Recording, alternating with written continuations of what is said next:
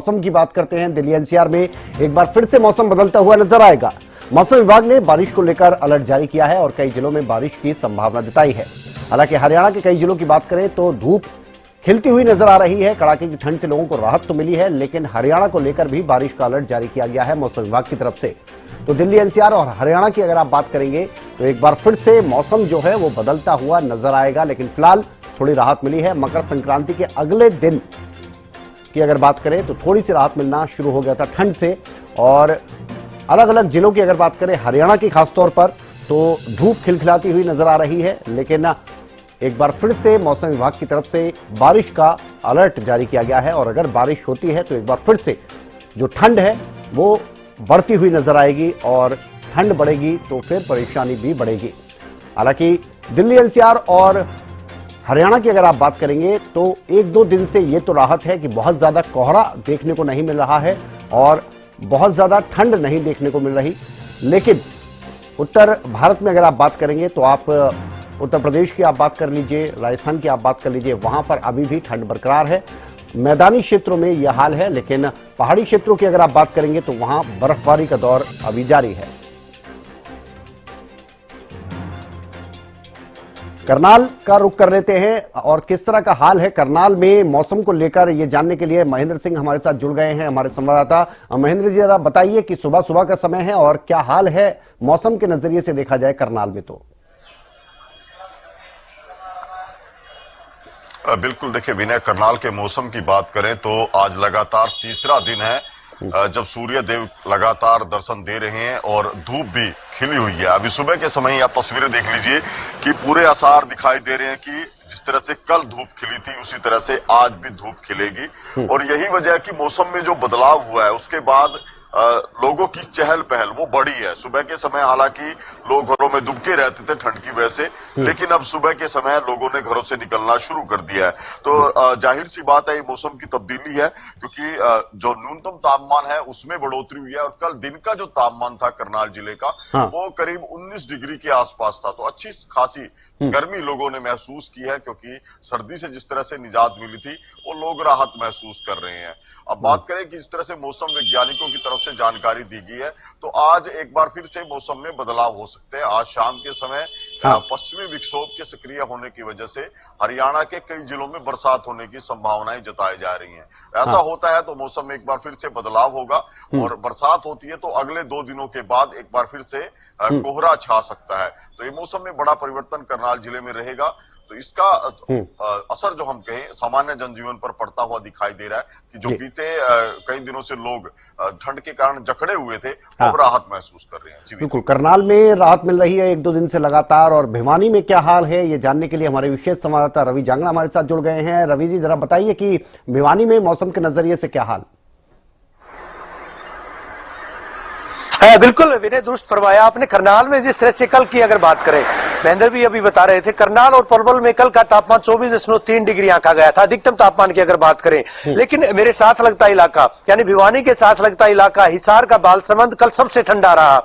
यानी इस मौसम में भी जब अधिकतम तापमान 24 से 25 डिग्री के बीच है तब जो है न्यूनतम तापमान उस इलाके में 6.3 डिग्री आंका गया, जो कि सामान्य से अभी भी हालांकि 2 डिग्री ज्यादा माना जा रहा है, चाहे न्यूनतम तापमान की बात करें या फिर अधिकतम तापमान की बात करें। लेकिन फिलहाल जो स्थिति है, जिस तरह की स्थिति है अभी जो है, आज शाम को मौसम एक बार फिर से बदलेगा, पश्चिमी विक्षोभ का असर देखने को मिलेगा। 23-24 तारीख को बारिश बूंदाबांदी के आसार जताए गए हैं और उसके बाद एक बार फिर से जो है ठंडक होगी, यानी शीत हवाएं एक बार फिर से लोगों को परेशान करेंगी। जिस तरह से अंदेशा जताया जा रहा था कि मौसम में परिवर्तन होगा 20 तारीख के बाद, 21-22 तारीख के बाद, तो 23-24 को बारिश होगी, पश्चिमी विक्षोभ का असर देखने को मिलेगा। उसके बाद तापमान में 2 से 3 डिग्री की गिरावट, जी हाँ 2 से 3 डिग्री की गिरावट जो है तापमान में वो दर्ज की जा सकती है, देखी जा सकती है। यानी जिस तरह का तापमान है, यानी न्यूनतम तापमान में अगर गिरावट आती है तो निश्चित तौर पर ठंड तो रहेगी, ठंड बढ़ेगी। अभी फिलहाल की स्थिति की बात करें तो अगर मैं जनवरी के महीने की बात करूं,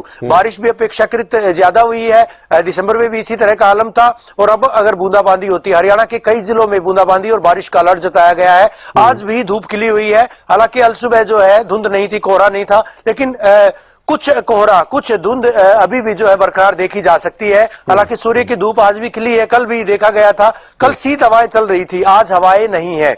और ऐसे में तापमान जो है एक बार फिर से सामान्य से कुछ ऊपर आज जाने की उम्मीद जरूर है, लेकिन शाम को मौसम है वो परिवर्तनशील होगा, बदलेगा। पश्चिमी विक्षोभ अपना असर दिखाएगा और अगर असर दिखाता है तो निश्चित तौर पर जब बारिश होगी तो तापमान में और गिरावट दर्ज की जाएगी। अमूमन देखा जाता है 25-26 तारीख को जिस तरह से हर बार गणतंत्र दिवस के मौके पर मौसम बदलता है और इस बार भी वही आलम रहेगा। हालांकि इस बार तो पहले से मौसम जो है परिवर्तनशील चल रहा है, कभी तेज हवाएं, कभी शीत लहर और इसके साथ साथ कभी घना कोहरा। घने कोहरे का भी हालांकि अलर्ट जताया गया था 22 से 24 तारीख के बीच में और इस तरह से देखा भी गया है। जीटी बेल्ट की अगर बात करें या फिर दक्षिण हरियाणा के कई इलाकों की बात करें, तापमान लगातार जो है कभी गिर रहा है कभी बढ़ रहा है, लेकिन दिन के तापमान में भले ही बढ़ोतरी दर्ज की गई हो, रात का तापमान कई इलाकों में यथावत बना हुआ है। 1 से 2 डिग्री के बीच बढ़ोतरी जरूर हुई है, लेकिन उसी तरह से ठंड अभी बरकरार है।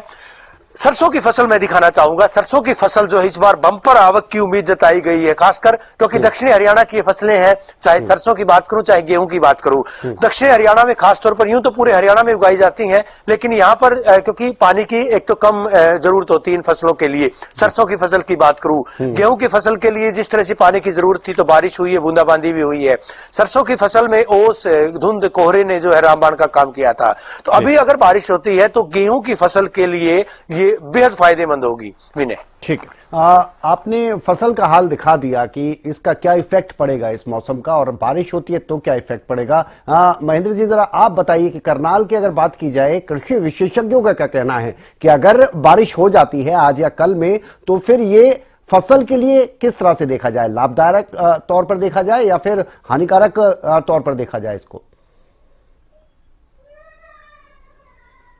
सबसे पहले तो विना देखिए, जिस तरह से मौसम परिवर्तनशील रहा है, रवि भी बता रहे थे, लगातार दिसंबर और जनवरी महीने में कई बार ऐसी परिस्थितियां बनी है कि मौसम में बड़ा बदलाव देखने को मिला है। अभी जिस तरह से बरसात और बूंदाबांदी की संभावनाएं जताई जा रही हैं, उसमें सबसे बड़ी बात यह है कि जो बारिश है वो किन इलाकों में होती है, कितनी मात्रा में बारिश होती है। देखिए, यदि ज्यादा मात्रा में बारिश होगी तो इससे गेहूं और सरसों की फसल को तो कुछ फायदा मिल सकता है, लेकिन सब्जियों की फसल पर इसका प्रतिकूल असर पड़ेगा, क्योंकि पहले ही सब्जियां जो है सर्दी की मार से प्रभावित हुई हैं। टमाटर की बात करें, मटर की बात करें, गोभी की पत्तेदार सब्जियों की बात करें, करनाल जिले में इन दिनों इन सब्जियों की पैदावार की जा रही है। यदि बरसात ज्यादा होती है तो सब्जियां प्रभावित होगी। इसके अलावा हरे धनिये की जो फसल है वो प्रभावित हो सकती है, कि करनाल जिले के कई गांवों में हरे धनिये की खेती इन दिनों की जाती है। यदि बरसात ज्यादा होती है तो पानी की निकासी किसानों के लिए एक बड़ी समस्या बन जाएगी और धनिये की फसल है जो प्रभावित हो सकती है। लेकिन इसके उलट बात करें हम जिस तरह से गेहूं की और सरसों की, क्योंकि गेहूं और सरसों के लिए ठंडा तापमान होना बेहद जरूरी है।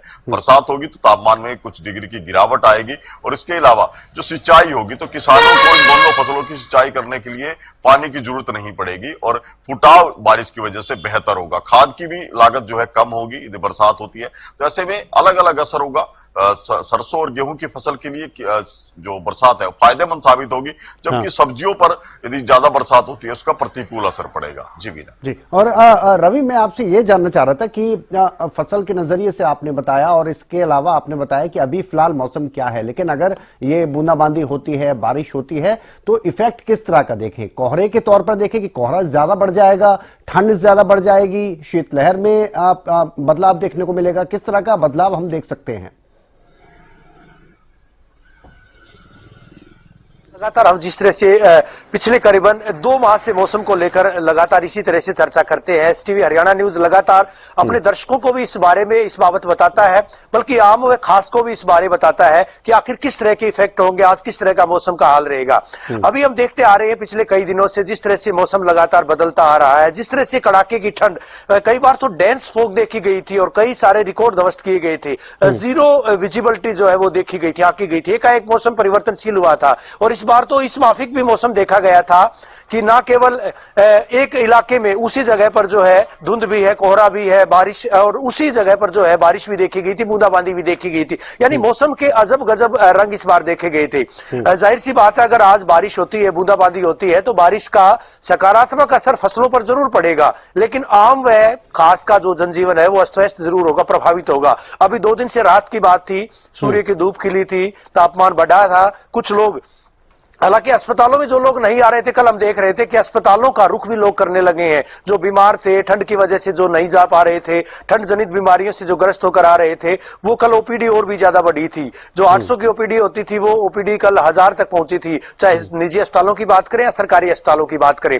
इससे इतर अगर बात करें, जो बच्चे हैं, हालांकि अभी कुछ जनजीवन सामान्य हुआ था। 2-3 दिन से जिस तरह से धूप खिली है, तापमान में बढ़ोतरी दर्ज की गई है, लेकिन एकाएक अगर तापमान गिरेगा, बारिश होगी, बूंदाबांदी होगी, और कई जगहों पर जैसे पहाड़ों पर हिमपात की बात कही गई है, अगर ओलावृष्टि मैदानी इलाकों में भी होती है या मैदानी इलाकों में तापमान गिरता है बारिश की वजह से, तो निश्चित तौर पर यह बात मानी जा सकती है कि तापमान गिरेगा, और तापमान गिरेगा तो ठंड और बढ़ेगी, और यह ठंड एक बार फिर से परेशान करेगी, ना केवल इंसानों को बल्कि मवेशी जो पहले से परेशान थे, इस वजह से परिंदे परेशान थे, क्योंकि लगातार जो हम देखते आ रहे थे कि इस ठंड की मार से आम जनजीवन पूरी तरह से जो प्रभावित हुआ था, एक बार फिर से वो प्रभावित हो सकता है।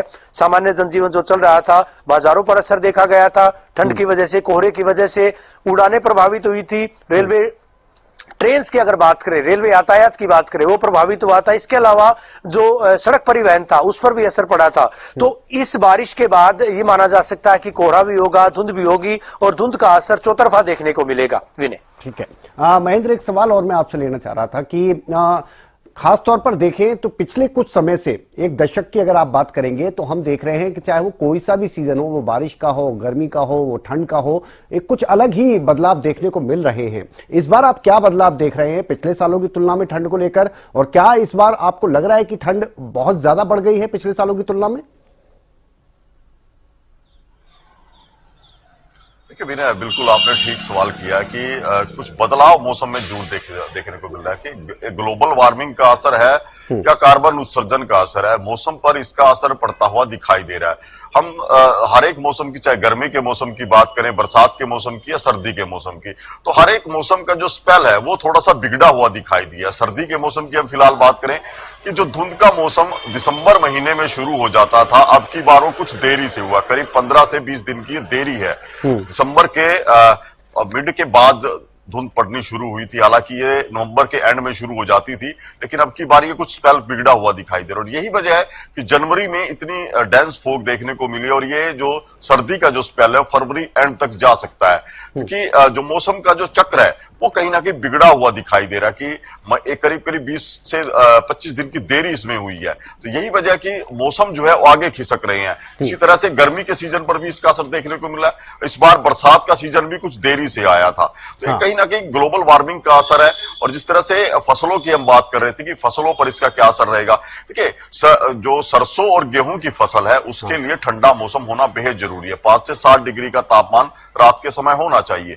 यदि इस तरह से अचानक मौसम में गर्मी बनती है, जिस तरह से कल करनाल में भी मौसम में गर्मी बनी थी, तापमान 20 डिग्री के पार चला गया था, और यदि आज भी ऐसे हालात बनते हैं तो ये गेहूं और सरसों की फसल के लिए अच्छा नहीं होगा, क्योंकि कृषि विशेषज्ञ भी मानते हैं कि ठंड का जो मौसम है वो बालियां अभी आनी शुरू हुई हैं, ये फरवरी महीने तक जारी रहना चाहिए, उसके बाद ही बेहतर उत्पादन की उम्मीद की जा सकती है। यदि ये बिगड़ता है तो इसका असर जरूर फसलों पर पड़ेगा। जी बिल्कुल। एक आखिरी सवाल रवि आपसे लेना चाह रहा था मैं, क्योंकि आप विशेष संवाददाता के नजरिए से देखें तो पूरे हरियाणा पर ही नजर रखते हैं। इस बार आपको क्या लग रहा है कि ये जो ठंड का प्रकोप है उससे कब तक राहत मिलेगी, और क्या ये जिस तरह से हम बदलाव की बात कर रहे हैं हर तरह के मौसम में, उस बदलाव का आने वाले समय पर आप किस तरह का प्रभाव देखते हैं? देखिए, शीतलहर और जो ठंड है इस बार अमूमन करीबन 20 साल से हमने भी देखा है पत्रकारिता करते हुए, इस तरह की डेंस फोग, इस तरह की धुंध जो है, घना कोहरा। हालांकि अभी जिस तरह से महेंद्र जी बता रहे थे कि ग्लोबल वार्मिंग की वजह से, और हम लगातार ये इस बात की चर्चा भी करते आए हैं कि ग्लोबल वार्मिंग की वजह से कहीं ना कहीं ना केवल गर्मी, ना केवल सर्दी, बल्कि बरसात और तमाम चीजें, इनका संतुलन बिगड़ा है। और वजह यही है कि इस बार जो है ठंड वो देरी से चल रही है, धुंध भी देरी से चल रही है। ऐसे में अब माना जाए, हालांकि मौसम अनुकूल है, फसलों के लिए अनुकूल है, गेहूं की बात करें, सरसों की बात करें, जिस तरह का टेम्परेचर चाहिए वो टेम्परेचर हो भी रहा है। लेकिन कल के परिप्रेक्ष्य में अगर बात करें, कल एकाएक तापमान जैसे 24.3 डिग्री तापमान कल पलवल की बात करें, करनाल की बात करें, या दूसरे कई सारे इलाकों में जिस तरह से एकाएक बढ़ा था अधिकतम तापमान का, मैं यहाँ पर जिक्र कर रहा हूं, तो वो तापमान बढ़ने की वजह से अगर एकाएक इसी तरह से गर्मी होती है तो निश्चित तौर पर जो गेहूं की फसलों पर बालियों की बात करें वो अगर होती हैं तो पौधे के जो बीज है वो कहीं ना कहीं मर सकते हैं, वो कमजोर हो सकते हैं। ऐसे में तापमान तो माकूल चाहिए ही चाहिए। इस तरह का मौसम जो है, जैसा मौसम का भी आप लगातार जिक्र कर रहे थे कि जनवरी का महीना पूरा जाएगा, इसी तरह से ठंड के बीच जाएगा। जिस तरह की ठंड हो रही है, हो सकता है अभी जो 2 दिन के बीच जो जिस तरह का तापमान हुआ है उससे भी और कमतर तापमान हो जाए, यानी तापमान गिर भी सकता है। 6.3 डिग्री तापमान आंका जा सकता है मैदानी इलाकों में जब होता है तो, लेकिन उससे भी कम जा सकता है बारिश और ओलावृष्टि के बाद, अगर ओलावृष्टि भी होती है या बूंदाबांदी होती है, क्योंकि पहाड़ों पर लगातार बर्फबारी जारी है और 3-4 दिन तक इसी तरह से, चाहे हिमाचल की बात करें या दूसरे पहाड़ों की बात करें, दूसरे राज्यों के पहाड़ों की बात करें, वहां पर लगातार हिमपात जारी है। उसका असर, और पश्चिमी विक्षोभ भी अपना असर दिखा रहा है, और कमजोर जब हुआ था पश्चिमी विक्षोभ, उसकी वजह से कहीं ना कहीं तापमान में जो है वो बढ़ोतरी भी हुई थी, यही वजह थी एक। तो ऐसे में अब माना जा रहा है कि एक पखवाड़ा और लगेगा कि मौसम सामान्य हो पाए, लेकिन रातें अभी भी ठंडी रहेंगी। विनय, चलिए, बहुत शुक्रिया आपका महेंद्र जी करनाल से, आप हमारे साथ जुड़े, साथ ही रवि हमारे साथ जुड़े। बहुत शुक्रिया रवि आपका, भिवानी से आप हमारे साथ जुड़े। लेकिन मौसम की अगर बात की जाए तो कुल मिलाकर बात यह है कि बारिश का दौर एक बार फिर से देखने को मिल सकता है। आज या कल में बारिश हो सकती है। दिल्ली एनसीआर और हरियाणा में भी बूंदाबांदी का अलर्ट जारी किया गया है। देखना होगा ठंड में किस तरह का बदलाव देखने को मिलता है।